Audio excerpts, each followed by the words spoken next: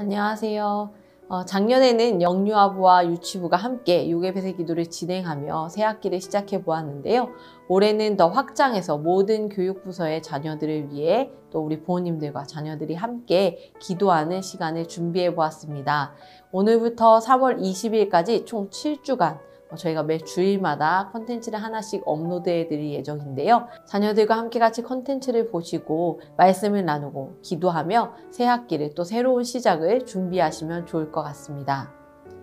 처음으로 어린이집에 입학하는 자녀, 그리고 유치원에서 초등학교로, 초등학교에서 중학교로, 중학교에서 고등학교로, 고등학교에서 대학, 또 군으로, 또한 취업으로 다양한 새로운 시도와 그 도전들이 우리 자녀들에게 이어지고 있는데요. 그런 어려움과 또 새로운 상황들을 맞닥뜨려야 하는 그런 두려움 속에서도 우리들이 마음을 평안하게 가질 수 있는 것은 우리와 언제나 함께 하시는 하나님이 계시기 때문입니다. 코로나로 인해 점점 더 학교 생활이나 학업은 어려운 가운데 있지만 그럼에도 불구하고 포기하지 않으며 또한 하나님께 더욱더 기도하며 소망의 마음, 기대의 마음을 계속해서 이어나갈 수 있기를 바라봅니다. 오늘 우리가 함께 나눌 말씀은 사무엘상 17장 32절에서 40절 말씀입니다. 우리 함께 같이 말씀을 읽어보도록 하겠습니다.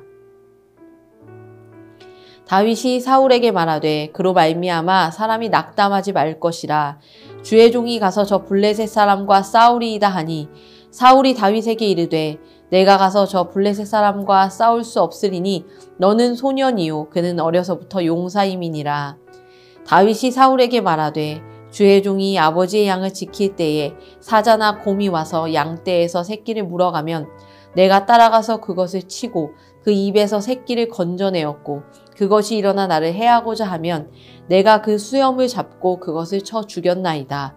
주의 종이 사자와 곰도 쳤은즉 살아계시는 하나님의 군대를 모욕한 이 할례받지 않은 블레셋 사람이리이까 그가 그 짐승의 하나와 같이 되리이다.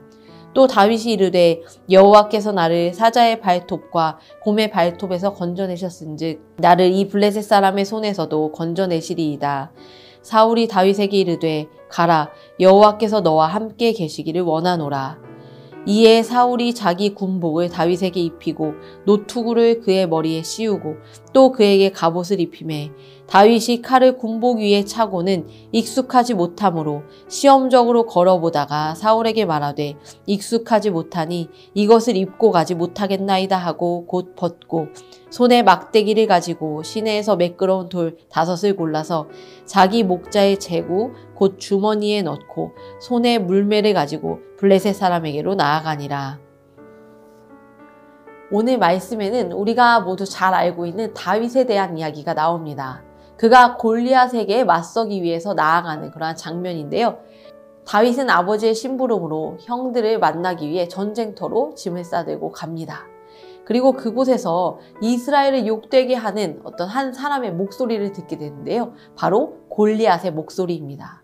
그리고 모두가 그가 무서워서 떨며 아무것도 하지 못하고 있는 장면을 보면서 도대체 이게 무슨 일인가? 라는 생각을 하게 된 겁니다. 도저히 안 되겠다. 내가 나가서 싸워야겠다. 라고 마음을 먹게 됩니다. 다윗이 이렇게 다짐하는 이야기를 들은 한 신하가 사울에게 찾아가서 이야기합니다. 그리고 사울 왕은 다윗을 부릅니다. 다윗은 왕인 사울 앞에 나가서 이야기합니다. 제가 나가서 싸우겠습니다. 라고 말입니다. 그러자 사울이 이야기합니다.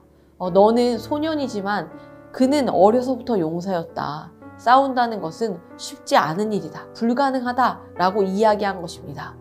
그럼에도 불구하고 다윗이 또 한 번 이야기합니다. 왕이시여 저는 늘 아버지의 양들을 돌보는 일들을 합니다. 그 일을 하면서 사자나 곰이 양떼들을 물어가면 그들을 쫓아가서 입을 열고 양들을 구하는 일들을 저는 계속해서 해왔습니다. 제가 사자와 곰도 쳤은즉 어떻게 저렇게 하나님의 군대를 모욕한 자를 그냥 내버려 둘 수가 있겠습니까? 제가 한번 나가서 싸워보겠습니다. 라고 다윗이 다시 한번 이야기합니다.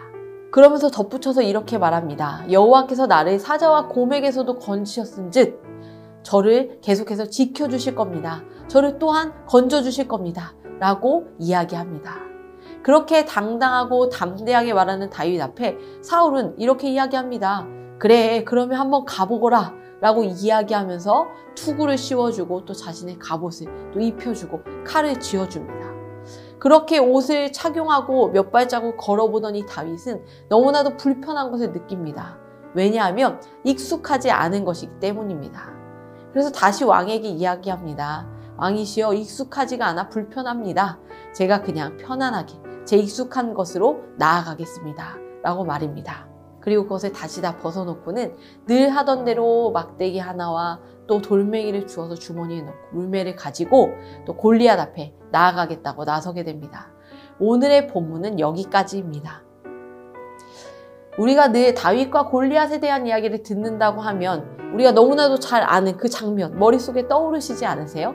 다윗과 골리앗이 마주보고 있는 그 대치 상태, 그 장면을 우리가 쉽게 떠올립니다. 결국에는 골리앗을 쓰러뜨리는 장면이죠. 그런데 오늘 저는 결과에 대한 이야기보다는 그 결과에 도달하게 된 과정에 대한 이야기를 여러분들과 함께 나눠보려고 합니다. 39절을 다시 한번 보겠습니다. 다윗이 칼을 군복이에 차고는 익숙하지 못함으로 시험적으로 걸어보다가 사울에게 말하되 익숙하지 못하니 이것을 입고 가지 못하겠나이다 하고 곧 벗고 라고 되어 있습니다. 그렇다면 다윗에게는 이 말씀대로라면 반면에 익숙한 것, 편한 것이 있었다라고 볼 수가 있을 텐데요. 그게 과연 무엇일까요? 다윗에게 익숙한 것. 우리가 다윗에게 익숙한 것은 무엇일까요? 라고 되묻는다면 물매라고 이야기할 수도 있습니다.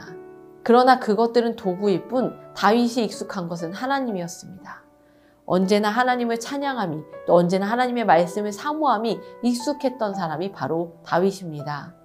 양들을 돌보며 외롭고 두렵고 어렵고 힘든 그 모든 순간에 그와 함께 하셨던 존재가 있습니다. 바로 하나님입니다.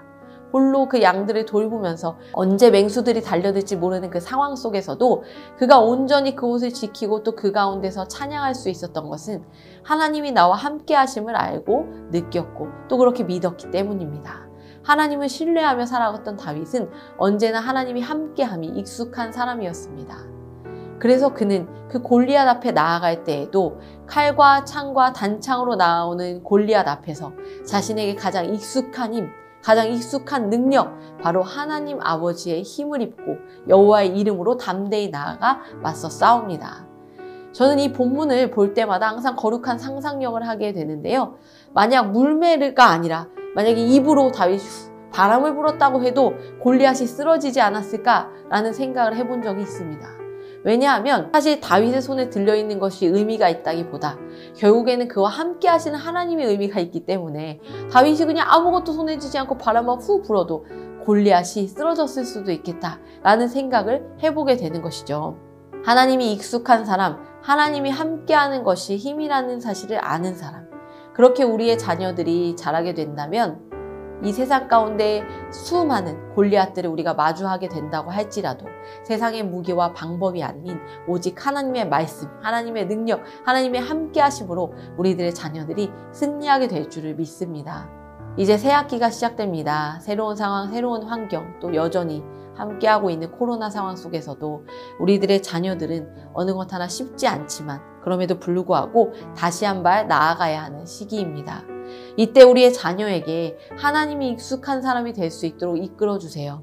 하나님께 기도하는 사람, 하나님을 찾는 사람, 하나님의 말씀을 사모하는 사람이 되어 언제나 하나님과 함께하는 하나님이 익숙한 그러한 자녀로 성장할 수 있기를, 그러한 가정이 되시기를 축복하며 기도합니다. 오늘 우리가 함께 같이 말씀 기도를 붙들고 기도하려고 합니다. 괄호 안에 자녀의 이름을 넣어서 함께 따라 읽으며 기도하시면 됩니다. 함께 같이 기도하겠습니다. 소망이가 하나님의 말씀을 귀로만 듣고 행하지는 않는 사람이 되지 않게 도와주세요. 말씀대로 행하는 자가 되게 해주세요. 소망이가 하나님을 의지함으로 영원히 흔들리지 않기를 기도합니다. 소망이가 주의 말씀은 내 발을 비추는 등불이요 내 길을 인도하는 빛이라 하고 고백할 수 있게 해주세요. 소망이가 입으로 예수님이 구주이심을 고백하도록 도와주세요. 또한 예수님의 부활을 믿을 수 있도록 도와주세요. 소망이가 주님의 이름을 부르게 하시고 구원을 베풀어 주세요.